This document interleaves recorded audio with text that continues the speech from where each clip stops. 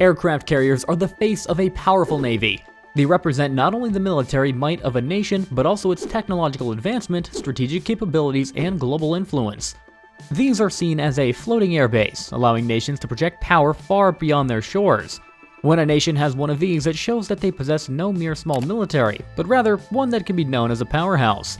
Globally, there are only a select few who have this, not including helicopter carriers. Only the United States, China, Italy, and the United Kingdom, France, Russia, and India possess aircraft carriers. These names are indeed some of the world's richest economies and largest militaries. But out of all of these, India has emerged as one of the new powerhouses. It has been pouring billions of dollars into its military arsenal and has recently been seen with state-of-the-art aircraft carriers. Unfortunately, the only problem with aircraft carriers for India is that it is extremely expensive. Aircraft carriers are one, if not actually the most expensive military equipment there is. They can cost billions of dollars for just one aircraft carrier. That is because they are not merely large ships, but complex ecosystems of advanced technology, engineering, and logistics. Building an aircraft carrier requires a massive investment in materials, labor, and time. The ship's structure itself is a marvel of modern engineering, designed to house hundreds of crew members, withstand harsh ocean conditions, and support the launch and recovery of aircraft in all types of weather. The most expensive aircraft carrier there is the $13 billion Gerald R. Ford class from the United States. Although the price tag is indeed shocking, it is not actually that far off from what India produces. India has its own set of aircraft carriers. In fact, it has two aircraft carriers. It possesses the Kiev class, which is known as the INS Vikramaditya. It also has its own indigenous aircraft carrier known as the Vikrant class. But these two are, as a matter of fact, just part of the modern landscape of India's naval strength. They have operated more aircraft carriers back in the past. To understand just how strong they are today, it is important for us to understand how strong they were back then. So, let's have a quick historical overview. The very first aircraft carrier that India deployed was the INS Vikrant. It is not the same as the one we see today. It hailed from the Majestic class of the Royal Navy of the United Kingdom.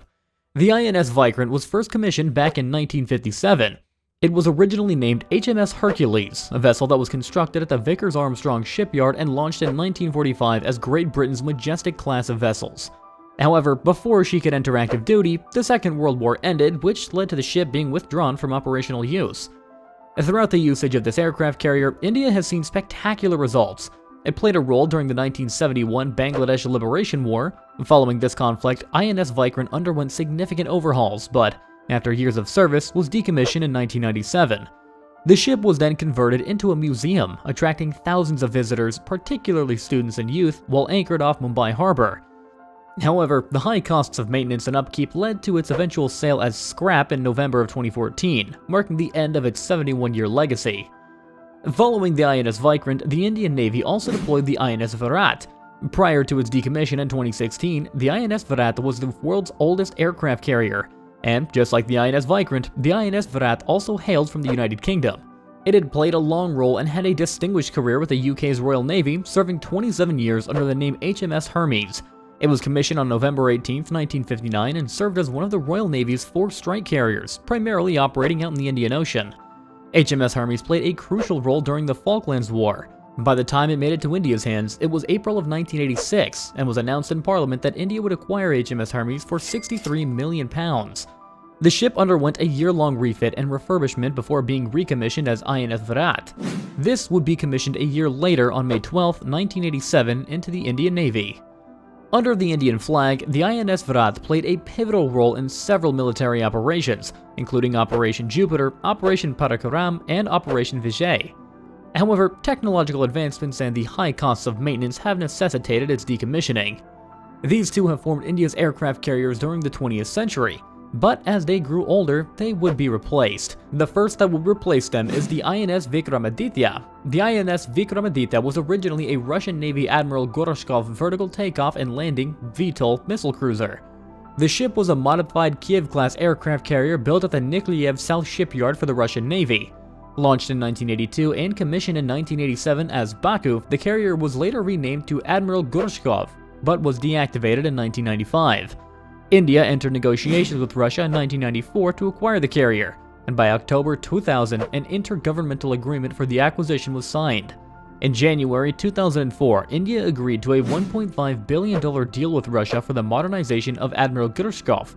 refurbishment began at the Sivmas shipyard in Russia in April 2004 with an initial cost estimate of $974 million. Although the modernized warship was expected to be delivered by August 2008, cost overruns led to delays.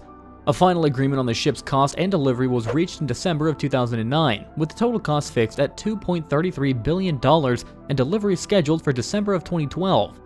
After further delays, the overhaul was completed in March 2012. The INS Vikramaditya was then commissioned in November of 2013. This vessel has the capacity to carry over 30 long-range multi-role fighters equipped with anti-ship missiles, air-to-air missiles, guided bombs, and rockets.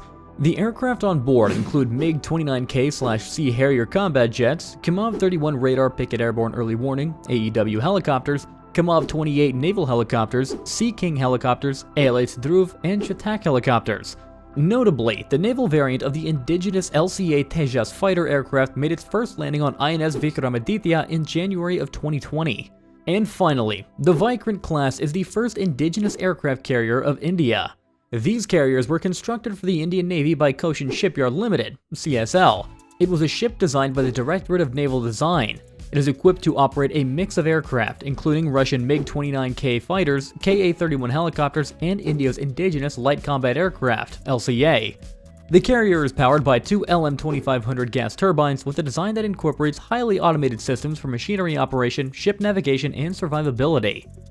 The Vikrant-class carriers will have an overall length of 260 meters, a breadth of 60 meters, and a displacement of 40,000 tons.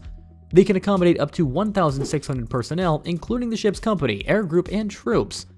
Now, these are the faces of India's current aircraft carriers, but they have more incoming in the future. On top of the INS Vikrant from the Vikrant class, they will also have the INS Vishal, which is the second indigenous aircraft carrier. This is going to be India's third aircraft carrier and will help the country project power beyond its borders. The Indian Navy's INS Vikramaditya is a 45,000-ton aircraft carrier, and the second one is the 45,000-ton INS Vikrant. However, these two are smaller than the future INS Vishal, which will be over 65,000 tons. Unfortunately, there have been issues about the future of the INS Vishal. This particularly stemmed way back to when India acquired the Vikramaditya from Russia, where the original cost escalated from $974 million to $2.35 billion. When accounting for 45 MiG-29K aircraft and additional modifications, the total expenditure now ranges between $6 billion and $7 billion. On top of that, the INS Vikrant had also faced delays and cost overruns. The INS Vishal was projected to cost between $6 billion and $8 billion and take 10 to 14 years to complete. When factoring in an air component of F-18E or Rafale aircraft at current prices, the total cost could rise to over $16 or $17 billion. This showcases that these are indeed not cheap. They require a lot of money to do. Furthermore, comparatively to other aircraft carriers, even though India has its own, they are actually still small. Let's compare some of India's own aircraft carriers to the US and China. China's newest aircraft carrier, known as the Fujian, has an estimated displacement of over 80,000 tons. This is more than India's future aircraft carrier INS Vishal, and far less than the current one of the INS Vikrant, which has a displacement total of just 45,000 tons. The Fujian aircraft carrier is also over 315 meters in length and can carry 50 to 60 aircraft. The US Navy USS Gerald R. Ford is a much larger ship. It displaces over 100,000 tons, more than double than that of the INS Vikrant, and can transport over 75 aircraft. Thus, even though India has its own aircraft carriers, it is still far outmatched by China and the US. But anyway, do let us know what you think down in the comment section below. Thanks for watching.